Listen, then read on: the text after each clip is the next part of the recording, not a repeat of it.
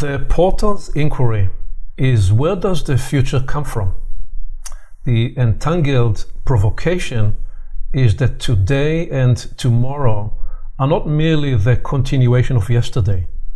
That this is a living universe where evolving properties and possibilities emerge not just from what has been in a linear sense, in that the creational act involving us humans reveals emergent and transcendent emanatory configurations that are nascent and novel, where our self-arising and self-authored consciousness partners in this creative universal dance. In this sense, we humans are co-creators, receivers, and emanators of universal novelty and divinity. The suggestion is not some aggrandized, big-headed, how special each of our personalities are, but rather the recognition and appreciation that in universal terms, the configuration we each bring is utterly unique and special. A once in the history of the universe algorithmic composition, where the contemplative inquiry offers that fact could itself be a pathway into a sacred actuality. We are describing an ecology where theological and epistemic inquiries and the subtle, causal, and interpersonal actualities interpenetrate and emergently infuse each other.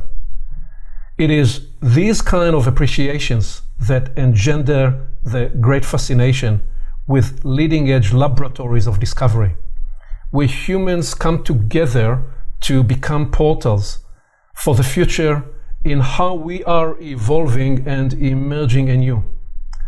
Margaret Mead said a century ago, "Never underestimate the power of a small group of committed people to change the world. In fact, it is the only thing that ever has." We can today paraphrase by saying, never underestimate the emergent power of a nucleonic or holonic conscious fractal to transform the universe at large. It potentially is actuating at any moment, even right here, right now. We are in the presence of just such a fractal of possibility with the Metamodern Spirituality Lab and their unique exploration of God.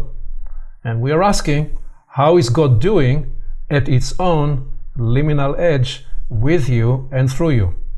Well, so how about that for a moment of Laymanesque opening? You may wonder, have I watched too much of Layman? But is there such a thing too much in a generative surplus model? For that, we go to the surplus prophet himself. Welcome, Layman. Welcome, Brendan. Nice to be here, Aviv. That was a beautiful introduction. We are in rural Vermont at the Metamodern Spirituality Lab, which has just wrapped up after a week of pre-retreat and then an intensive weekend discussion and exercises and poetic ritual and community making, this time around the theme of God, or God in quotation marks. We've just sent the final participants off on their way this morning, and we're still buzzing with the field of what we've done here, integrating it into ourselves and starting to get those vague premonitions of what the next one might be as an unfolding extension of what this one was for us. And Brendan, as the host, and probably more than merely the host, where are you right now? I mean, I suppose given you're just coming out or still in this experience, the natural place to begin is by asking, what are you in right now? And what does it feel like? Yeah. Well, thanks for this opportunity to talk about it. They're very powerful experiences. I'm still sitting, I guess, with the just deepening sense of community, which is something that I deeply relate to at the end of and during all of these gatherings that we've been doing. And that seems to have a kind of momentum to it, this deepening sense of this field and the kinds of conversations and things we can explore in it, the affordances of this particular configuration of minds and bodies and souls together in space, in real physical space, which is always, I think, the most powerful thing for me. And again, still kind of feeling that and appreciating that, being able to come together with this tribe, with this group of people that I feel deeply enmeshed with in a kind of, I guess you could use a word like church in a kind of broad, sociological sense, the way that Durkheim talked about a church, any kind of intentional group of folks who are sort of oriented towards the sacred and trying to deepen into that together and what comes out of that. So yeah, I've still got that post metamodern spirituality gathering buzz, and happy to talk about what we're getting up to here and to jam a little bit on what all that is about. Yeah. Well, I'm tempted to flow with a glow, so to speak, and at the same time, I'm recognizing that logistically for the conversation, it'll be helpful to get a bit of a grounding of the location and the logistics of the place and how many people were with you and how did you run the experience and whatever you want to offer about that, and specifically the shared intention that you brought to this experience, and then we can take it and flow wherever the conversation goes. Well, maybe Brendan, you want to describe the sort of architecture and layout here, then I can talk about the process of the week. Sure. Yeah, so these gatherings happen here at Sky Meadow, there's Sky Meadow Retreat Center. It's a 115-acre homestead and sort of working organic farm and gathering place. And within that sort of container, I recently set up what I've called Sky Meadow Institute, which is really directing this incredible, beautiful place in the direction of gatherings and events and that are particularly sort of germane to this leading edge liminal metamodern space of discussion, trying to bring in those communities and have a place where we can gather and explore issues and relationships together. So that's sort of the institutional context, and so far that's been something very, very flourishing. And this event is part of a set of events, a kind of seasonal thing that we do here. The Metamodern spirituality gatherings, there's a spring and a fall gathering that we do. And so there's a kind of cyclical, seasonal component to it, and this was the spring one. And that's important for a lot of ways, and maybe Layman can talk more about that in a second, but just appreciating the place-based aspect of community and being able to really see the changes that occur in the landscape and the vegetation and watching, in a sense, the gardens grow. We kind of come, in a sense, plant something in the spring, and then when folks return in the fall, they can see the development and the progress that's ready by harvest time, that sort of a thing. So that's kind of the cyclical, calendrical framing of these specific gatherings. But these happen, again, as part of Sky Meadow Institute's sort of broader programming of similar related kinds of events. And we've got a number of things coming up this year that are very adjacent to these kinds of ideas and these kinds of conversations. And then zooming out more, just this beautiful piece of property in which Sky Meadow exists is many acres of woods, kind of surrounding this beautiful little nucleus of a bunch of small cottages and cabins and ponds, with a renovated old dairy barn that now serves as sort of the hub of the gathering space where people come, and has the history of being intended originally as a meditation hall, actually. And so that was one of the initial motivations for the retreat transformation of this beautiful property. So it's a space that is just a kind of sanctuary. It's quiet. You hear chirping. You hear birds outside.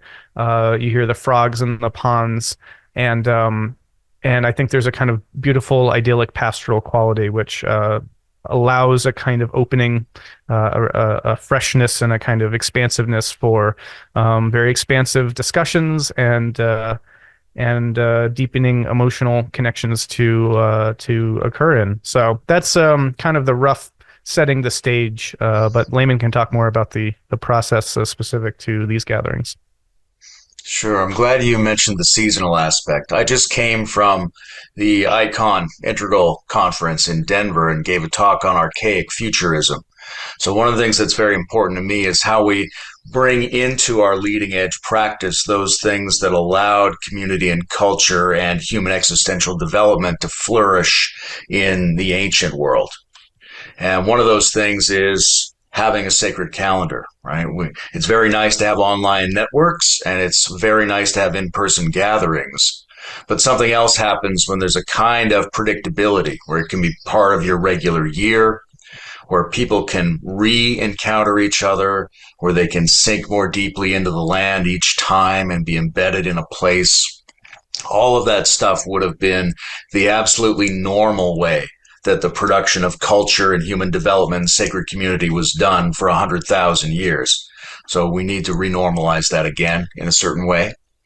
So what we do here, and it evolves each time we are experimenting and picking something up that starts to become part of our repeated iteration. Generally, it's a week long, and the first 5 days will be what we call the pre-retreat, where people who want to help construct the weekend come together. And that consists of days that begin with a formal meditation and then a collective sourcing between each other and the landscape of what we want the opening ceremony and the creative poetic ritual to be that begins and ends the weekend. And we work with the land, try to be of service to it, but we largely come together around joint contemplation of a particular theme at the intersection of spirituality and metamodern or liminal or game B or integral kind of thinking. So the question of God was the contemplative point this time. And we worked through that in combination with the landscape and each other and creating this ritual, doing different kinds of practices. One of the reasons we're calling it a lab now, we used to call it a retreat, but it's important to us that this be an experimental place for people to create their literature, create their visions, create their practices, and especially to try out their leading edge practices with reliable peers. And my sense is we're in these really rich networks with really deep, sophisticated people, all of whom have practices they count on or practices they're curious to try, and they would love to share with their community and their friends and get feedback on it. So we want it to be really creative, fertile, kind of generative space. Usually at the end of that 5-day period, usually on the fourth night, the people who've been engaged in that special chamber together gather for a process of interpersonal appreciation, which we've found to be really powerful. It takes several hours. For me, that's kind of the highlight of the week, actually. It's really dramatic, and it kind of, to hear that kind of feedback about your virtues and weaknesses from people you legitimately trust can be almost emotionally devastating. It makes you have to be the person that they feel you are. That's a beautiful thing. And then more people will gather. So that's usually, 5 to 10 people, somewhere in that range. And then another 20 to 30 people might come over the course of the weekend. And during the weekend, we have more intensive series of talks, presentations, practices, and group inquiries around the dominant theme of the event. Beginning, of course, with the opening ceremony that we all go through. This time we passed through the forest and up the hill, and there were blindfolds and music, and we moved through stations corresponding to phases of humanity's relationship to divinity. The last year we'd done elementally themed stations, so it's a little bit different each year. We moved from archaic to polytheistic to monotheistic to modern, postmodern, and then metamodern conceptions of spirituality. Then we have our weekend, we have our practices. We try to leave as much room for flexibility and socializing as possible because a lot of these people, as much as they do want to participate in the theme and the ritual and the practices, this may be their only chance all year to really have deep communion and private discussions with people in this network. So we want to facilitate that as well. And then we have a closing ceremony. We have dinners. We've developed this raffle process where people just keep putting gifts into a box, and at the end, somebody gets everything in that box. And then it's this morning, and we say our goodbyes to everyone and have to go about the process of tending the seeds of the next one and trying to integrate into ourselves the impressions and the energies that have been generated through the process, which I feel is sort of a devotional relationship to the liminal field that we're generating together. And it's been extraordinarily rich. You know, you don't want to get too verbally enthusiastic about something that you're kind of responsible for generating, but this has been an unbelievable, idyllic week, you know, and the reports from the people here are extraordinary. So we're quite happy with how it's been going. Wow. Well, it's a very compelling description right from my language, the opening mumming invocation of the fractal of the entire human story in the devotional context, and how that will, if done conductively and psychoactively, will invoke the drive, the impulse right to the here and now, to the liminal edge. So it's natural to ask, what are some of the salient discoveries that have found you through the explorations of this week? A lot of what we discover and rediscover is the flavor, the vibe, right? When you move through this thing and you come to rest in the spot where everyone is having communion and where they feel optimistic about what the next step is, it has a particular flavor. And I want to privilege that flavor over any sort of mental considerations that might come out of it. Because the main thing I think we're noticing here is how important the community field itself is. Meta models are very important. We need a lot more of them. We need transdisciplinary work. We need to find systemic, institutional, and economic variations of this. We need to do all these sorts of things. But essentially, we need to have a place where people can be welcomed in and start to balance themselves out across multiple lines and dimensions of themselves so they come to land at the leading edge more fully.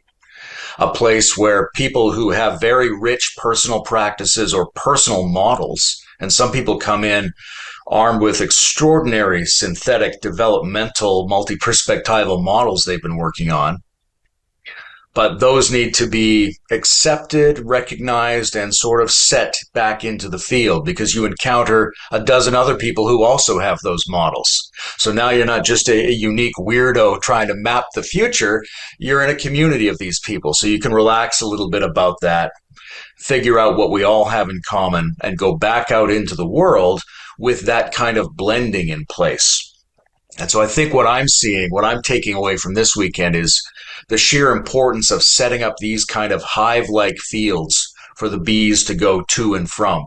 And if you get a few new ones each time, it starts to spread. And ideally, we would have dozens or hundreds of things like this around the world to be a generator of the leading edge of the culture. And as much as we need all these different subsets, what we fundamentally need is the right kind of a scene that's just a constant generator of all the different tentacles of the leading edge. Yeah, that's well said, and I would agree. And I think that's a lot of the kind of pollinating that can happen, I think, for these sorts of things. And so there is an interesting thing. You know, I come from sort of a evangelical Christian background, and there's something about the church experience that that keeps the community together, right? You show up every week, every Sunday, and then you kind of reaffirm your commitments to each other in this thing that you're collectively doing. And sort of one of the signs that something is maybe starting to break down in either your community or your theological, spiritual world is you stop attending. And I mean, I've done that, and there's something then when you stop showing up and you stop reaffirming that commitment, then it's very easy for things to kind of dissipate and fall apart. And just using that as sort of sociological model for a second, I think there's something deeply important about having a place where we come together and gather and connect and feel this vibe and these energies with each other, and sort of remember our connections with each other and to what we're doing, and the sorts of aims and goals that we have, and the shared vision, and the friendship, and the relational connections, and being able to just continue to, I'm going to keep using this word, deepen. I guess it's something that keeps coming up for me. Just this increasing deepening into the relational field of it all is something that I find deeply renewing. And it's kind of like returning to that well of relationship with this incredible community, so that then you can disperse and go back out and feel kind of charged in that way, and sort of recharged to go hopefully be a positive complexifying impact and a negentropic impact in your more immediate local context. So that's certainly something that I always take away. This specific retreat, there were some really, I think, helpful conceptual things that and when I say conceptual too, I don't mean just in a dry sense like, oh, that's a new idea, but a new way of connecting certain ideas and ways of being in my life that helped me, I think, make some progress on certain kind of hangups that I've had. And I could talk about those, but I also don't want it to go necessarily too far into the conceptual space, but we could go there. So there are things that get generated in these conversations and in this sort of emotional field that are like, oh yeah, this is helpful. This can help me, make this sort of turn or break through a particular impasse I might have been experiencing. And for me, the impact of this one specifically is sort of something I've been sort of a nut I hadn't been able to crack maybe for some years. So being able to be in dialogue around what do we mean in this case about God, and how have we interpreted that, and how are these things shift through time and in our own developmental personal journeys, etc. Something really clicked for me that was very helpful. So there are things like that I think hopefully will occur for a number of folks. And this is always a co-learning experience. There is a sense in which, Layman is leading the discussions, or at least facilitating them. And there's a sense in which I'm kind of holding this space and serving as kind of the caretaker of the container and all of that. But ultimately, I really feel like we're coming together to learn from each other, to produce that emergent surplus cohesion that comes from a bunch of people coming together, interweaving and generating something, beyond any of its kind of mere sum of the parts. And so, yeah, there's a lot that I gain and a lot that I come away with that's just very helpful for me at a kind of intellectual, spiritual, psychological, emotional, embodied level. Yeah, there is a very vivid sense in what you're both describing, in the reclaiming of the 3 or 5 or 7-fold dimensions that we humans are, away from the 2-dimensional, one-season Zoom universe that we often see each other, and how the connective, generative, experiential, energetic dimension of this, and what happens in people, that resonates very deeply. So, and it brings up in me the function of peak experiences. So you framed on the front end there, Layman, the sense of the cyclical, and Brandon, you actually framed the cyclical nature, or the seasonal nature, and the ritual dimension. And it occurs to me that the function, one of the functions of peak experiences is not just bragging rights into some phenomenology that attended those peak experiences, but rather the interior etching that occurs in those experiences that provide then some interior pathway for a person to make an interior pilgrimage back to those committed intentions we generated inside the presence of the collective, where we share that sense of communion.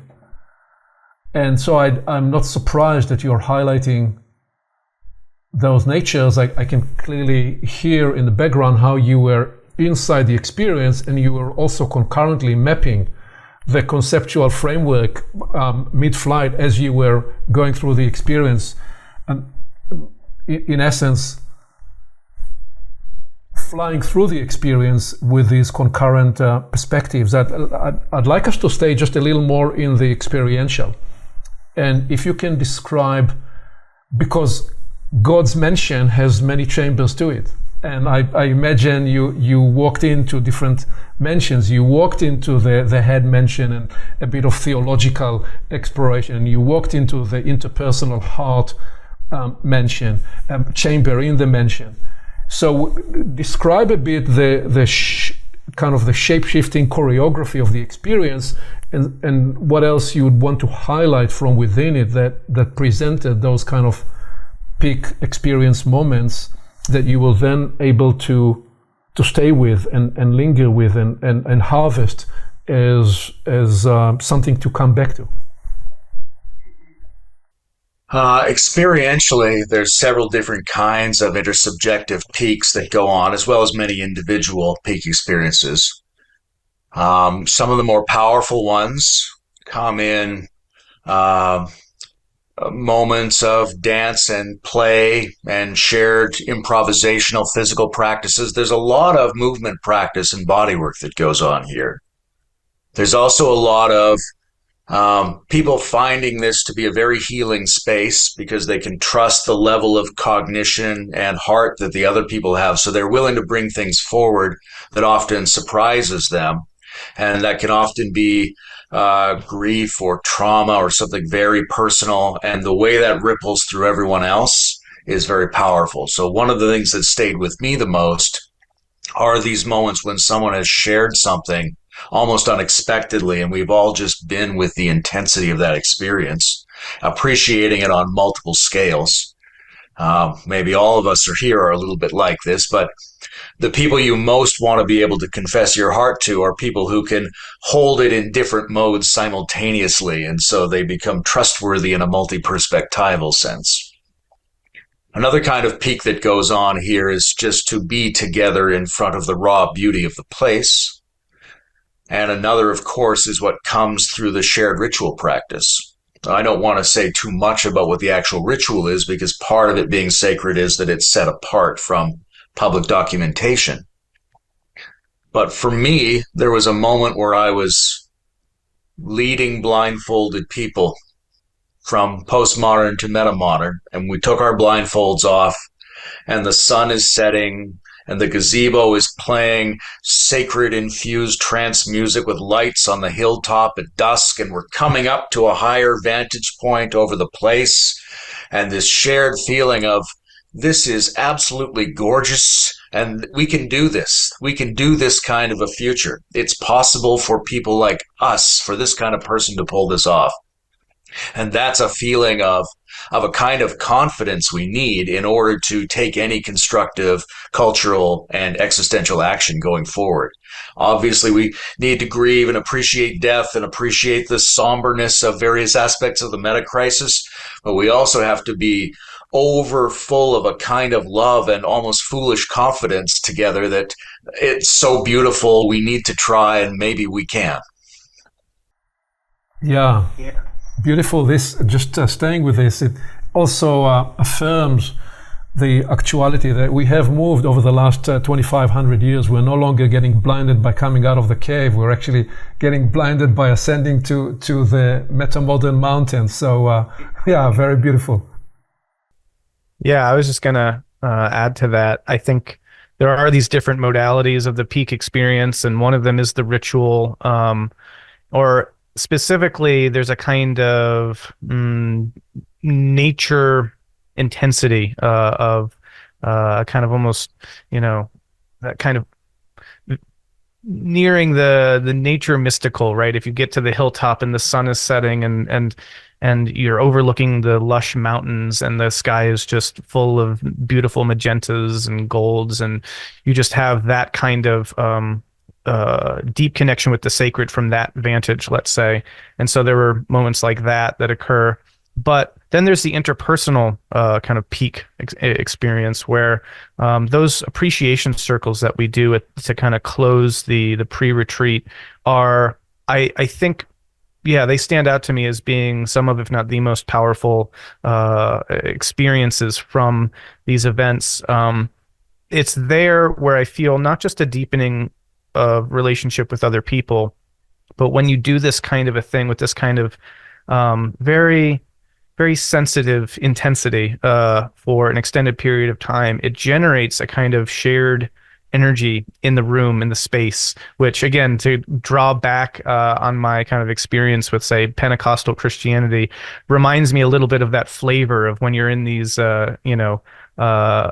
groups of prayer meetings or whatnot, and there's that spirit in the room. It's not that kind of sort of boisterous intensity of like people shouting in tongues or anything, but just that kind of flickering of energy in the air that somehow generated this sort of field dynamic amongst this group. And I think, that is this kind of surplus cohesion showing up and kind of being generated by this really beautiful outpouring of love amongst different people, and being able to, in a very unique way and in a way that we don't often have space for in our regular day-to-day lives, just expressing a deep, intimate regard for each other, and the way that creates a potency that can be felt amongst a group is something that to me gestures towards a kind of spiritual God experience in a very imminent way. That stands out to me. But another thing is a little bit what you were saying earlier, that there are these different ways people show up to a term like God, and having to navigate that, or I should say, actually, the invitation that presents to navigate that, because it's not a downside. It's actually a beautiful thing that is what I think leads to this push towards trying to find the optimal way of integrating so many diverse perspectives and doing that in a generative way. So, for example, here at a gathering talking about God, we had atheists and we had theists and we had non-dual mystics and we had people are just interested, and we had people who don't have much thoughts on this topic one way, etc. So there's a lot of diverse perspectives for what's showing up, and rather than seeing that as sort of a kind of, what would you say, something that's sort of like a barrier for us to be able to come together, it's actually an opening, because whatever I want to say to signify with this term God, I want to be able to bring in all those different modes and modes of relationality to a term like that, and have it land across those different perspectives. So how can we talk about God in a way that atheists will be like, well, yeah, that sounds great. How do we talk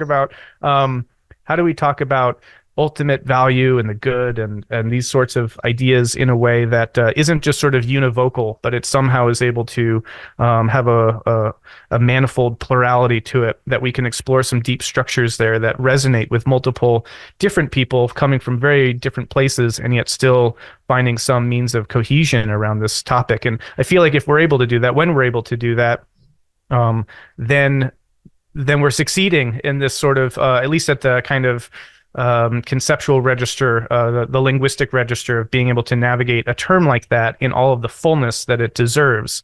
And so I'm very encouraged by that. But phenomenologically, in terms of how that lands in experience, is always this continual tracking, like, I wonder how this is landing for so and so and so and so, and trying to just sort of be open and receptive and aware about all that, and use that as sort of signals to be able to assess how the ideas and the discussions are sort of tending in certain directions, what's being left out, what needs to be emphasized, and how do we round this out, in an optimal way.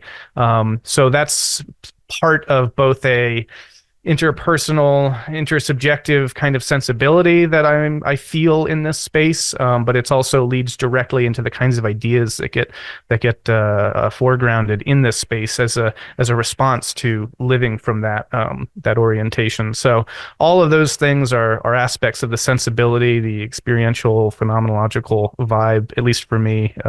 There is in this interpersonal, intersubjective appreciation process that you're describing, and intimate viscosity that you are imbuing about the nature of this experience, it evokes for me a curious inquiry about the human condition, because what comes alive through that is the sense of how is it and why is it that we are so, perhaps the deepest yearning in all of us is to be seen, to be witnessed in the deepest possible way, and to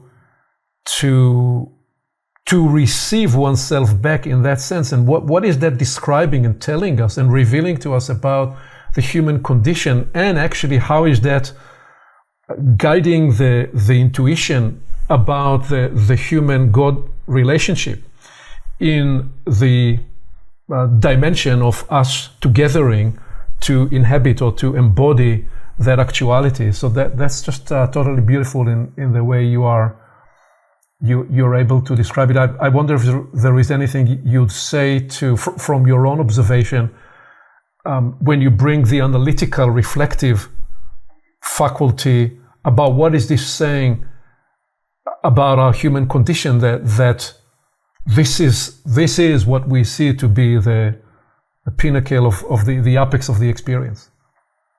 Well, I would make two initial comments about that. One is, as many people might know, I have this integrated surplus model, right? And I think there's something we do together that creates this excess supra meaningfulness that we might call a spirit, right?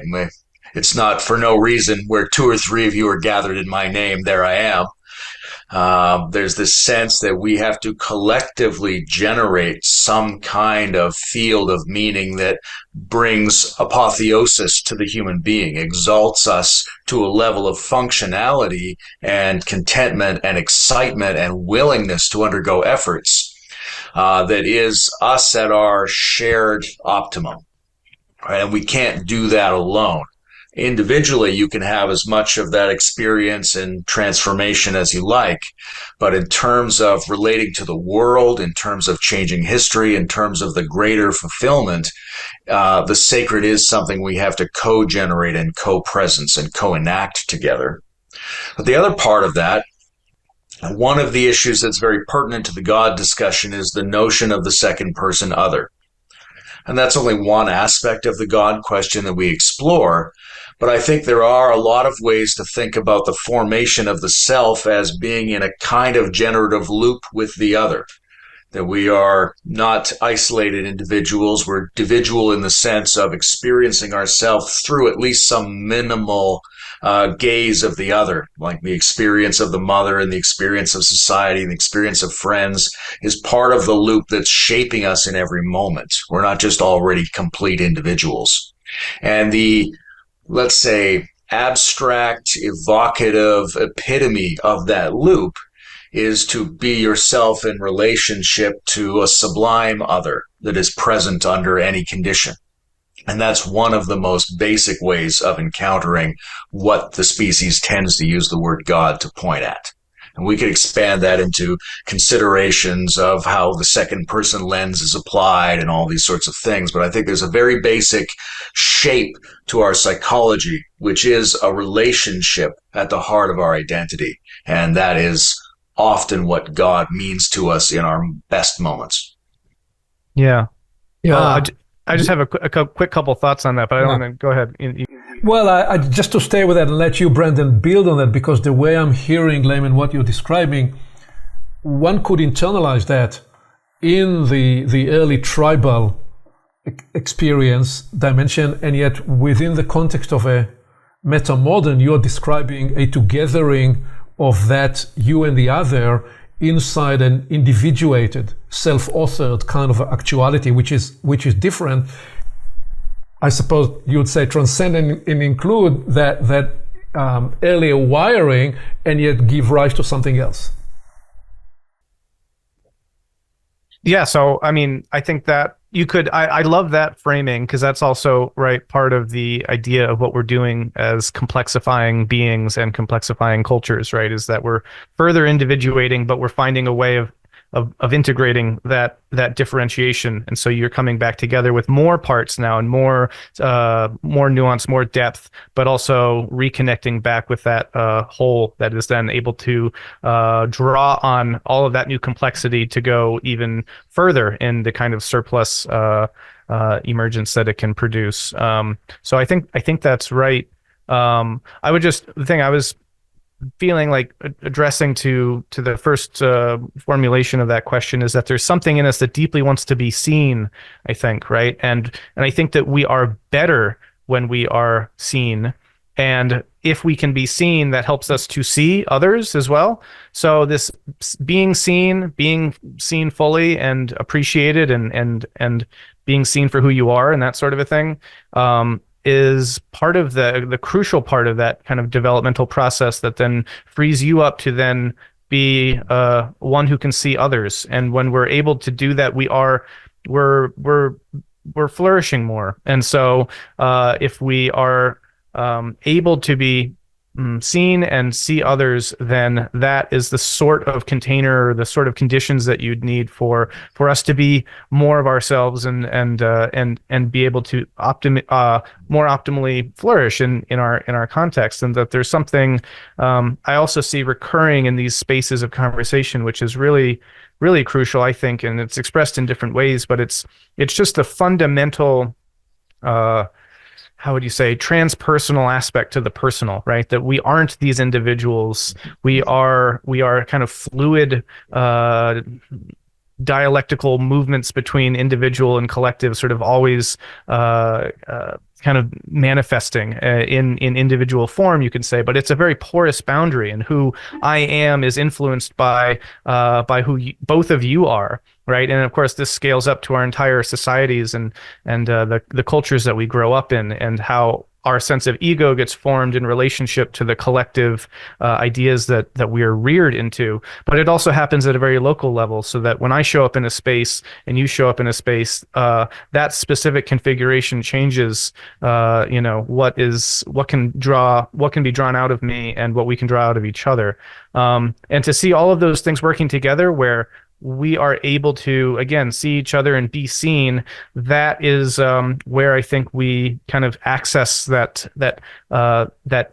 deeper, I don't know, latent reserve that's in us to become more fully who we are all supposed to be, and allow us to, ultimately meet these more complex challenges in this age that we're living in. So that's also where a lot of this is sort of directed to, is what sort of emergent capacities can a field like this generate that are the sorts that are required for our particular moment as well. Yeah. The diverse spread of ways of being seen here is particularly impressive, because maybe you come in as a person who's been doing bodywork therapy for 10 years.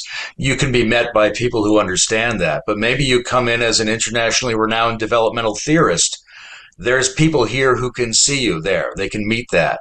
Maybe you just want to share something personal. Maybe you show up and you finally feel comfortable in the weirdness that you are. There's an incredibly rich spread of ways to be met up and down the scale of sophistication and in and out of different thematic modes. So the opportunities to be seen and to enter into that process Brennan was just describing here are tremendously powerful. And I think one of the things that distinguishes a trans-rational from a pre-rational, or any kind of distinction like that we want to make, is the spread and richness of ways of being met. Because to do this in an ancient setting involves a very compressed identity. There's tremendous richness in the human animal all the way through, but there's a sense in which a greater homogeny and a greater simplicity is assumed in those earlier contexts. And now there's such an extraordinary richness and creative ferment, and so many different cultural and intellectual backgrounds and different scales of challenges to face, that we need to be able to recapitulate those tribal dynamics, but in a way that takes the contemporary, massively diverse, complex individual into account. Yeah. There is a wonderful liberating and redemptive sense that's coming through what you're both describing, and I'm trying to to track three premises. So the premise one is the behavioral lab, which you have already described quite a bit, because how do you move into those experiences of accentuated and augmented intimacy and being seen and witnessed? And then you move into another experience, and you may be playful or over the lunch table or dinner table, and through this, the behavioral exploration of the expansion and the contraction that occur in the totality of a full day of a human life, of a few days. So there is that premise one, and how it allows all that you're describing. Then there is premise two that you hinted to in some of the comments you made, which I'll describe more as the perspectival crucible, where you use those moments to let the codification, complexification, mental mapping that's occurring in you while you're inside the experience, hone certain particular important points of connection and new mapping. So that's the second premise.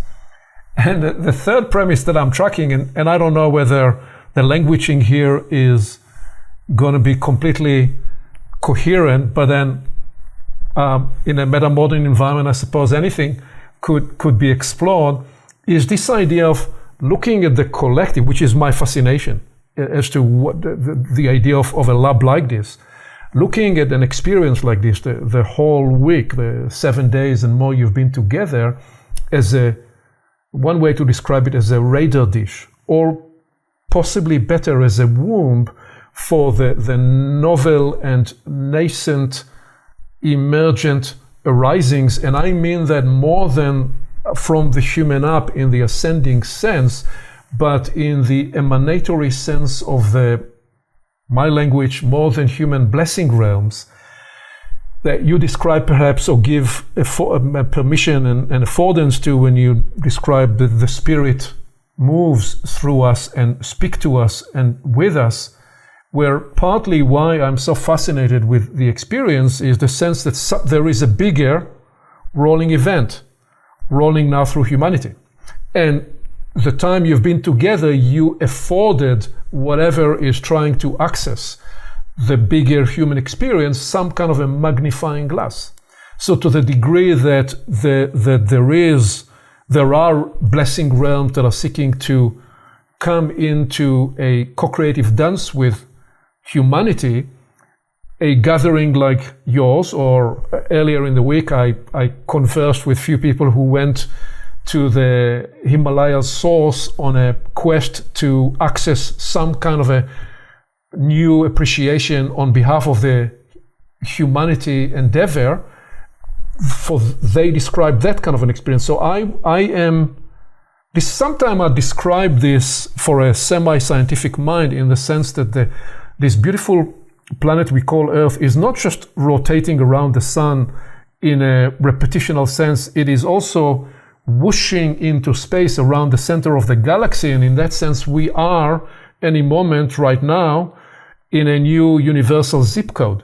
So we are at our liminal edge actually experiencing, if you like, new plasma, a universal plasma washing in. Now, if you allow for a minute that to be an intelligent plasma that emanates from the core of the creative act in the universe, it affords you the permission to consider what I said in the opening, which is that today is not just a continuation of yesterday. You're actually marrying with some new potential arising.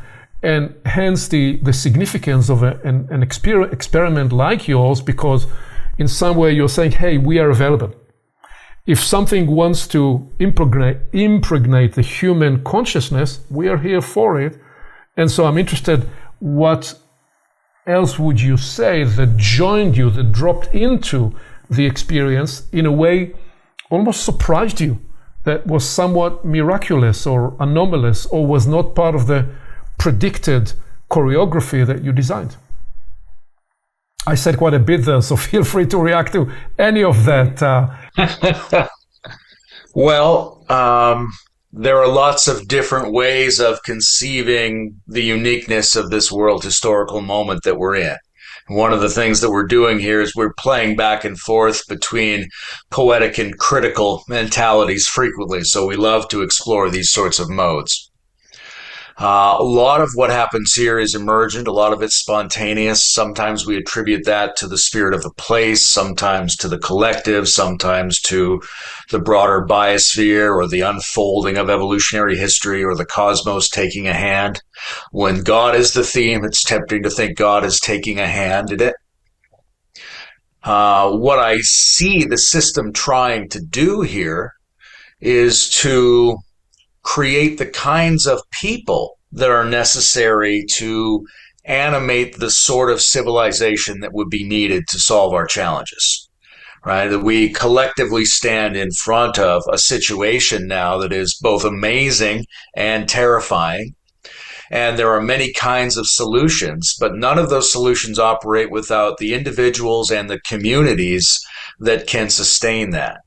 So I see the system trying to make the people who will be, I use this phrase sometimes, indigenous to the liminal, to become inhabitants of this new world moment, of this time between worlds, to become the good ancestors of the people who can populate a new kind of world that will be in some ways very continuous with our ancestors, but in some ways radically strange and different because of all the tools that are at our disposal, and perhaps because the cosmic plasma has a different flavor in this region. Who knows? There are lots of strange things. Last time we had this very strange encounter with a moose. Brenda read this wonderful poem about God, and this raven joined us in the poem. So are those sorts of deeply meaningful participatory coincidences give you the feeling that something else is taking a hand in things. One of the places that's most intriguing to me is the kind of development you see in people across repetitions of the event. So people who have come several times, you see in them a change.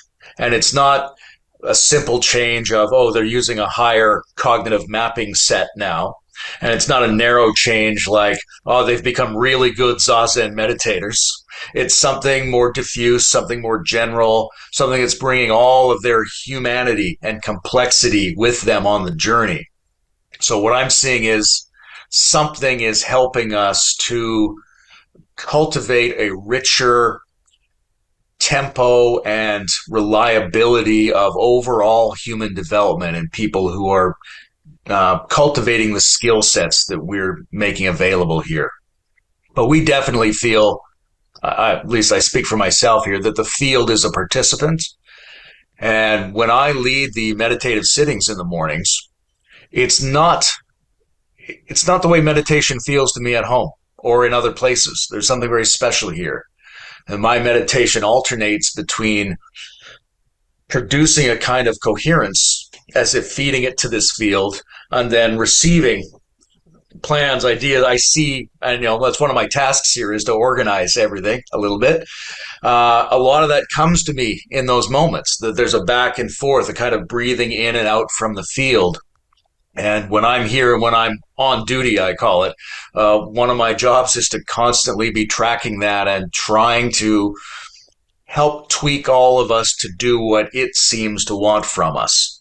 Now, whether we conceive of that as a great entity that came, or we conceive of that as the momentum of what we've already generated, many ways to approach it, and we don't really want to side on any of those interpretations. We just want coherent functionality between them. But in the phenomenology of the moment, it is like it's speaking to me, speaking to us, I think. Yeah, I that's all really well said, of course.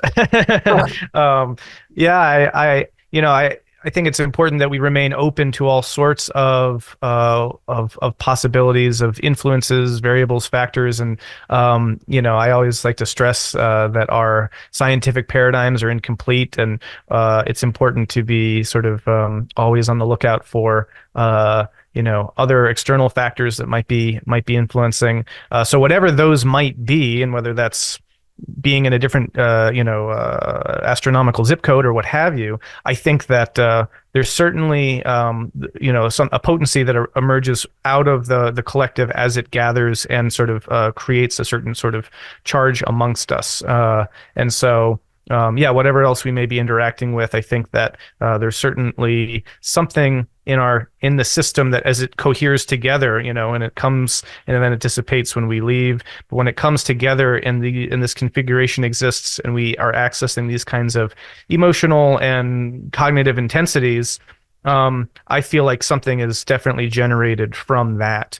And then, in terms of trying to think about that, potentially, say, reifying that or objectifying it for some kind of imaginal purpose and seeing what that affords is, I think, definitely something that Layman and I have discussed before in terms of like, if there is a sort of surplus spirit that we generate, what does it mean to relate to that? Do we talk to it? Do we name it? What sort of things can those kinds of modalities afford? And I think all of those are really exciting, sort of, on the edge of our thinking and our being. So I'm excited for all of that. And there are different ways that the excess shows up, I guess. And maybe there's something about those synchronicities that could be interpreted in that mode somehow. Of course, I think technically synchronicities are defined by their acausality. So trying to talk about the causes of asynchronies or synchronicities might be difficult. But if there is some kind of relationship there, that's a compelling way of thinking about it. Something that was really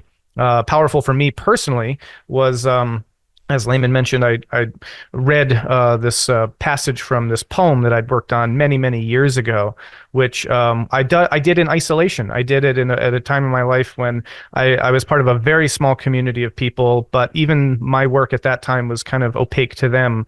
And so I was really working through a lot of things, and it was about the sort of death of an old God concept, the emergence of a new one, and the attempt by a bunch of artists and sort of fringe thinkers to kind of reconstitute a new form of flourishing society by radically altering the existing one and throwing out kind of the consumerist, salesman who runs the whole show and building a temple to the emerging God or something like that. So that's kind of this story arc that I'd kind of worked out over some years as a kind of imaginal exercise, really, that was deeply personally, psychologically therapeutic. But here I was this past weekend reading the scene at the end of the poem where the speaker goes up into a high point in this, kind of sacred space and delivers this sort of liturgical reading. And to enact that literally by going up to the hilltop and reading this to this community, this new tribe that is all engaged in this actual project, has been for me it has this flavor of like the fulfillment of some prophecy, that I'd kind of hoped for myself in my life and what I might be able to be in service to, and then to be able to find other people that can participate with me in that, and that I can grow from and learn from. And this is a real communal effort, has just been one of the great delights of my life. And so those special moments where you're like, I wrote this at a time very isolated in a kind of aspirational gesture, and now, however many years later, I'm literally enacting this scene and performing it as though this had almost been a script for this moment, generates a sort of experience in me of some people, again, and maybe a traditional Christian framework might say, well, that's a God moment or something like that. So those are a couple of things. Yeah, Brandon. Then sometimes the imaginal becomes actual. In your case, literally so. So, to the degree that you feel prepared to speak to that, if there are some crucible moments of challenge that may be relevant to address, because in several of the previous conversations with Layman, there is often, Layman would bring the awareness of the need for some constructive, creative friction and the ways in which we can ensure and validate that we are not bypassing our way into advanced coherence. So I wonder if in any way there were any dimensions of that in the experience, spontaneous or choreographed. And you already mentioned that you design moments where you shift perspectival emphasis to kind of catalyze creative friction. But to the degree that you want to speak to that or to anything else, where we squeeze ourselves out of our comfort zone, that would be instructive to integrate that as well in your reflection. There are several different types of friction opportunities here.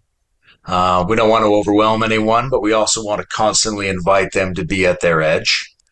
One is that I'm always barefoot in the forest, and some people feel tempted to join me in the muck and in the poked feet of it all. Another is we were discussing the interpersonal appreciation ritual that we have. This time it included what terrifies us about each other. There's also, in this case, the special friction of people who come together with a metamodern sensibility and an interest in co-creating community and ritual, but some are very clearly on a lifelong religious path, and some are very clearly on what they think of as a secular, atheist, or agnostic path that have always found that to be either uninteresting or problematic. And how do those people negotiate that boundary to find what they have in common and create higher, more integrated concepts of how to move forward on this? That's 3 examples, I think. Yeah. And I would say, the way that the emergent ritual gets constructed, and at every stage, both in the construction, there's always this edge of chaos element, and that's where emergence comes from. So there's always this sense of things coming together, but maybe something shifting. There's always this possibility for something new to shift things around. When we enter those chaotic moments or experiences, that's often experienced with anxiety, apprehension, some kind of concern. But that's also, productive and the source of what eventually can sort of seemingly almost magically converge into something very coherent and beautiful by the end. So there's always something, and then the other aspect is not just making the ritual, but participating in the ritual. Showing up and having the trust of being led through the woods, and there's always this unpredictability element that's always that source of potential instability and chaos that you never quite know how exactly that's going to pan out. But it's in being open to all of that you have the plasticity in which something really super coherent can also show up. And so I think there's a trust that happens. There's a faith that you kind of extend to the universe and the way these things unfold. And I think that apprehension is also then the necessary set of conditions for that coherence. But obviously, also we're all human beings, and we might disagree with each other here or there, or there's some kind of interpersonal tension that might show up here or there. And I think that's also essential. That's also part of who we are. I think learning to deftly navigate and to integrate and to resolve and all those things. Certainly, those aren't the kind of the cornerstone experiences of these things. But here and there, we're all kind of navigating each other, meeting each other, and those sorts of things. So I guess the other challenges are, for me as the host and kind of the logistical juggling that goes into these things can be a kind of exercise that as we're doing more of these, I feel like I'm gaining a certain capacity over time. And so again, if we see these things as kind of like working a muscle, there's a strain there that's required to get the strength. And so I think most of what happens in terms of those various strains are ultimately in service to something that makes us stronger. So yeah, I guess I would those would be some of my comments. Sometimes friction. Throw in one more. Sorry, there's often just sheer physical effort as well, right? You're gardening. We spend a lot of time hauling rocks. It's constructive and it's enjoyable, but there's real physical efforts, and they can put people up against an edge as well. Yes. Well, so sometimes friction will arise from practical living conditions, and physical hardship, even working in the garden for some who are not used to it, could be difficult. Sometimes differences will arise, and perhaps you have transcended these long time ago, in surfacing of other topics in the periphery, political differences, and I don't know, even Canadian-American dimensions and other such like elements. Sometimes Layman and I learned long ago to resolve the deep antagonisms that exist between our two countries. So, and may the fractal be transmitted to the greater whole. Sometimes in an intensive experience like this, the friction can arise more as a byproduct of the energetic experiential overload and how the loading in the system, when there isn't enough passage and a way to a safety valve and exhausting of some of the impressions and the experience, by way of including a person's other parts that are not were not able to be brought into the conversation, that sometimes will create a pressure in the system that will surprise the person, and where we will surprise each other. So, but you're describing that most everybody is versatile and experienced in circumstances like this, so perhaps these were non-issues.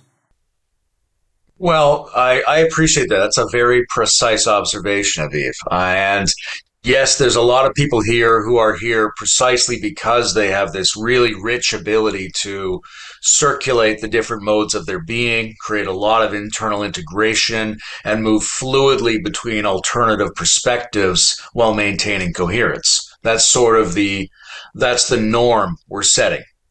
But the energetics of the field and the fact that that's the norm causes people who have something outstanding, especially if they feel met and trusted and safe, to have some kinds of arisings and awakenings. And there were several events this time, there usually are, where someone is going through a catharsis or a reprocessing or an interesting moment where they get to share something that normally goes unheard or uncomprehended in their other life conversations. And everybody here is learning the skill of how we handle that. Does somebody become the point person, so to speak, and deal with that person? Does it require a couple of people? Do they just need space? What do you have to go through in order to enter more deeply into this kind of field and its norms? So we see a lot of that happen, and a lot of that, from my experiential point of view, has to do directly with the sometimes overload capacity of the field. I struggle with that myself because one of my tasks in leading it is to like pedal the interpersonal field or always be rolling the ball somehow. And that is incredibly energizing for me. And it risks being draining and it risks being overloading as well. So one of the things I'm learning is how much I can do where and when I have to go aside to rest and recuperate to prevent the overload from destabilizing me. But I think what we're all learning is how to more playfully and flexibly and mutually play at the edge of overload together. Is there a sense of a growing intuition of what will a metamodern God have us be and do, if you were to try to speak from within the experience? Almost in a, well, to be biblical for a moment, in a commandment language would be one way to invite you to do so. In more perhaps metamodern context, if there was a brief, so I'd invite you to do that, and then I'd invite you to also address in parallel, if a metamodern God has a shadow, what is it? Good, very fun and important question. Yeah, I'm inclined not to use the kind of biblical injunction language precisely because I feel like that is very sort of aesthetically and sort of cognitively and let's say structurally specific to a particular mode of the God concept, you could say, right? So this is a way into this question maybe, and it could be done, but I'm more inclined to say, well, if it's not the 10 commandments, is it the 10 invitations? Is it the 10 insights? Is it the 10 whatever? And I think that one of the things that comes up for me a lot, and we explored this a lot in the lab, was the way in which what had to be prohibitive or given as an injunction, as a divine command, I think blossoms into a kind of intrinsic expression of the volition of people as you develop deeper into a more nuanced and complex God relationship. And so, in the same way that I don't talk to my wife and say, this is what you must do. It's the nature of our relationship is dialectical, and it's conversational, and it's mutual, and it's out of our shared commitment to create something and be committed to something beautiful and mutually enriching that we act the way that we act. And I think that there's a movement towards this metamodern God that would be more in that vein, that is much more emerges out of a broader, let's say, emerges from the broadening of one's horizons to see more and more of the bigger picture in such a way that one intuits the direct impacts that one has on the world, on the other, on themselves. And so the actions that we take are no longer prescribed by means of sort of external injunctions. They come from within, and they come to as a sort of self-imposed constraint for the well-being, for the maximal well-being of self and other and world.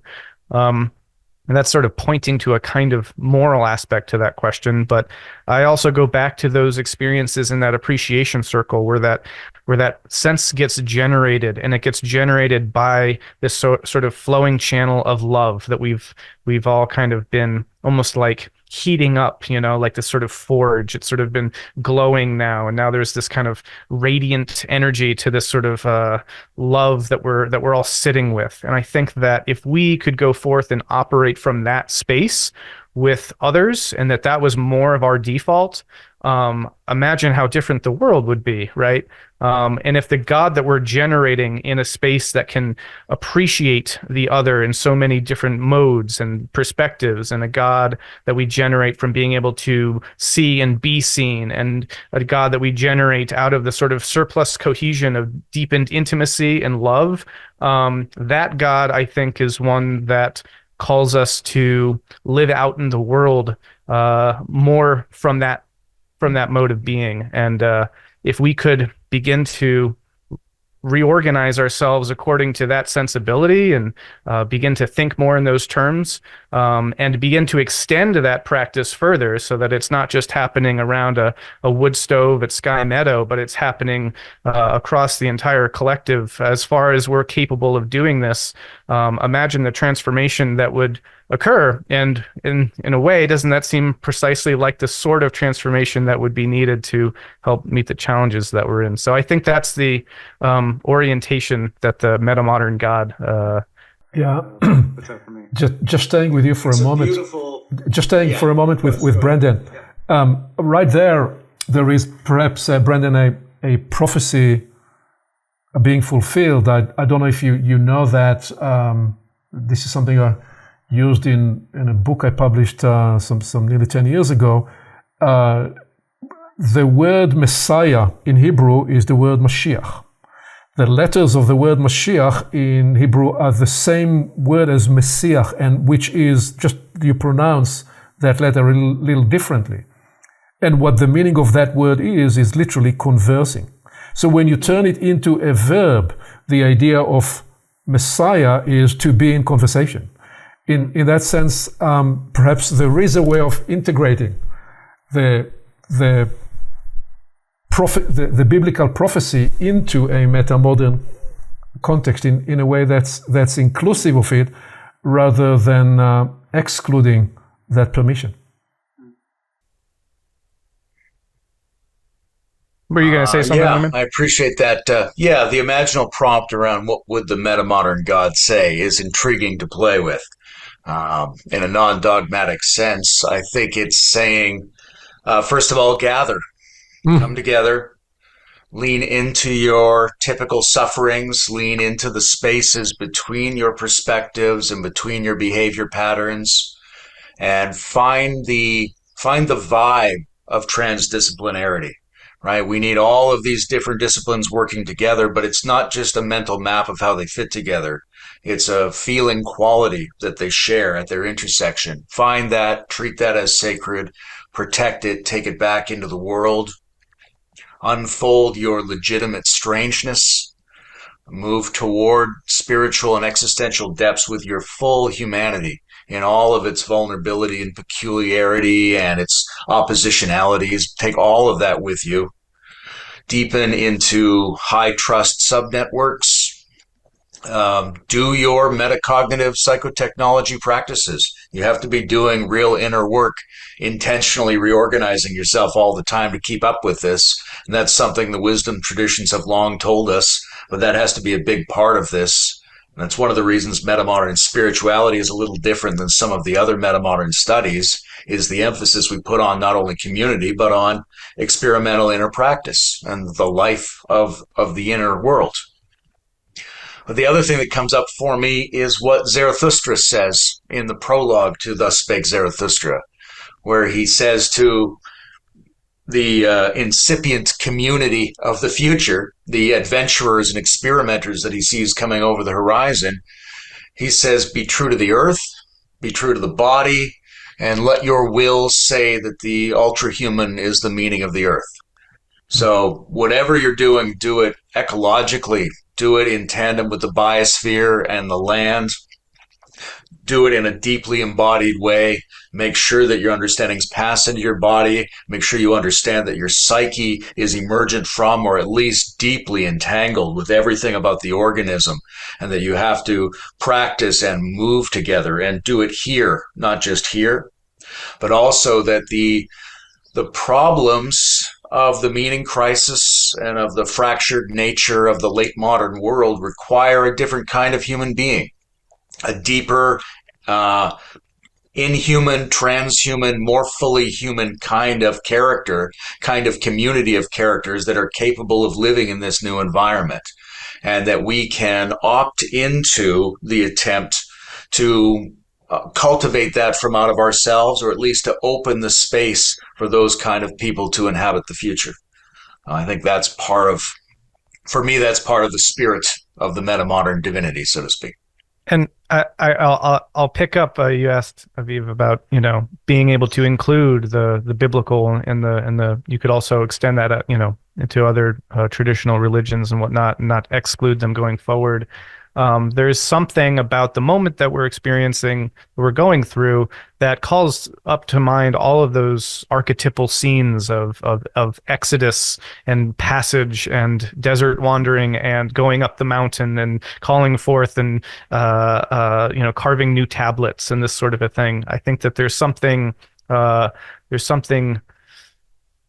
a Genesis experience, meaning that not just that we're, not to call specifically on the book of Genesis, because most of what I said is in Exodus, but I mean that we are at an originary point of something new emerging, and that we can meaningfully draw, I think, significant emotional and spiritual parallels to various stories, passages, ideas, visions from these traditional lineages, and make use of them in very productive ways, and to be both very open and excited to do so, also very scared to do so and hesitant to do so because of all the implications of that kind of languaging. But we also need to be a bit bold and audacious as well, and draw from those powerful frames of reference to be able to one, draw that continuity back into the past and see that we are in some senses continuing an ancient story of humanity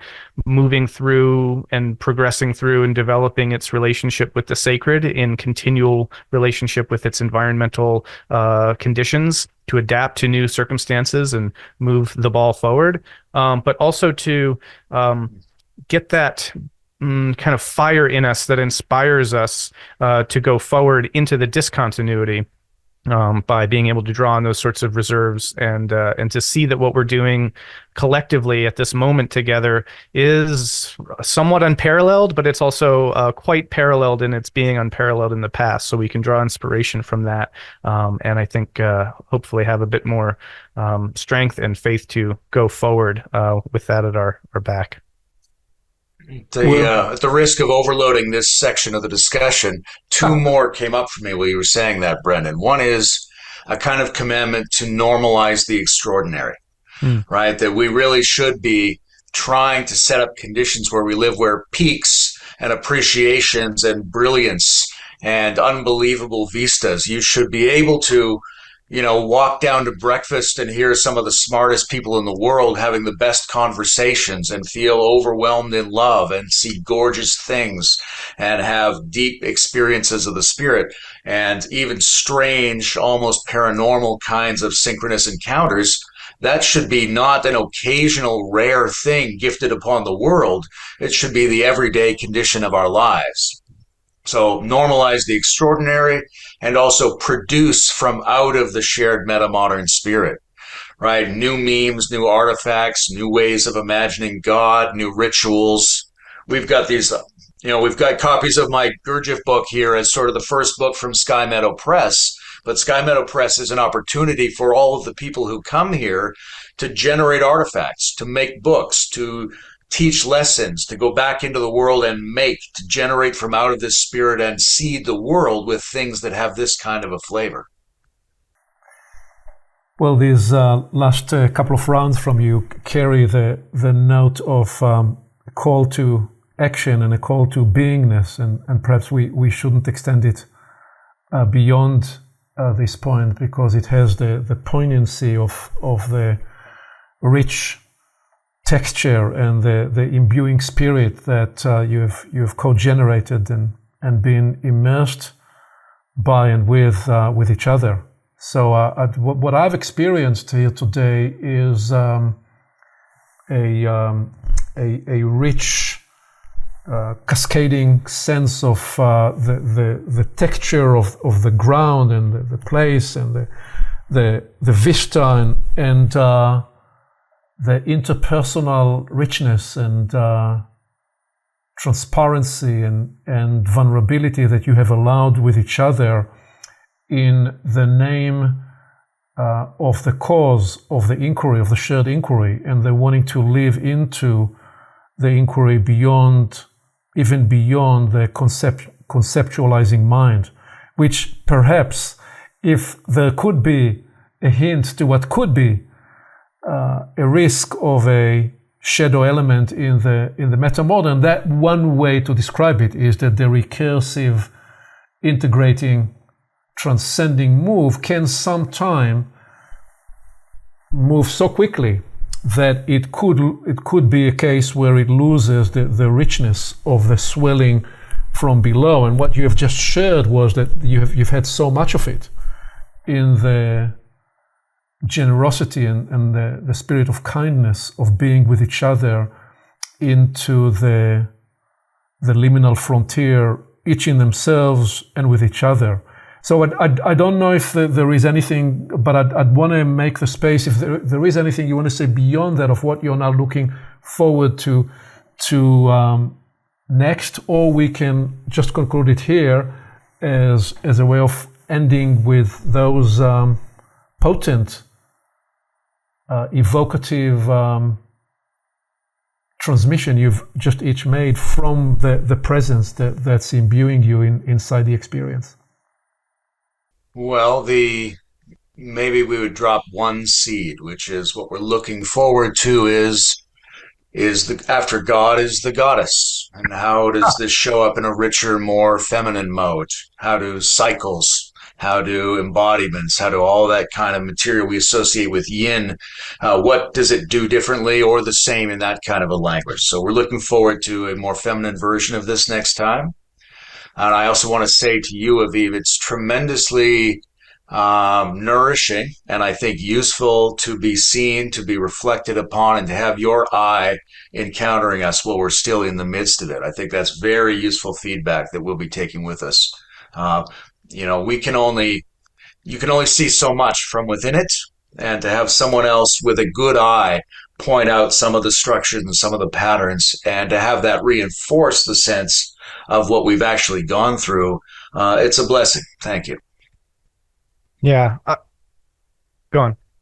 No, I was just going to say, somebody who waited all the way to the end of the conversation with when Layman said, well, the next time Ron is going to be around the goddess, will say, well, now you're talking, you have my attention. I bet some people would say yes.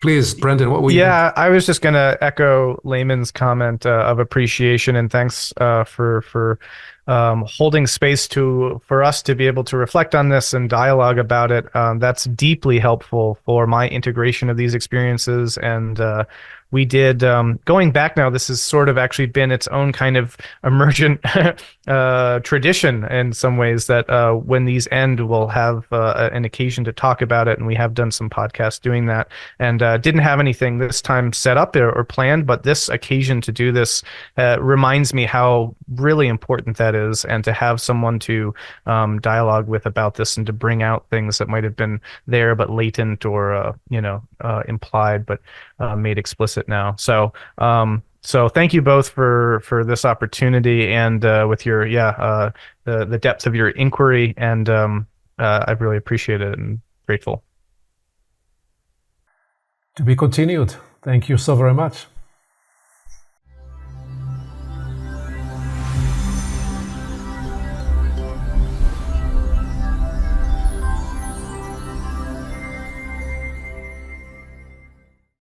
Along with our website at portalsofperception.org, Portals is also available on YouTube and on all podcast platforms, as well as social media. You can become an active member and join the conversation in community events. And you can help us get the word out by liking this content and by sharing it with your friends.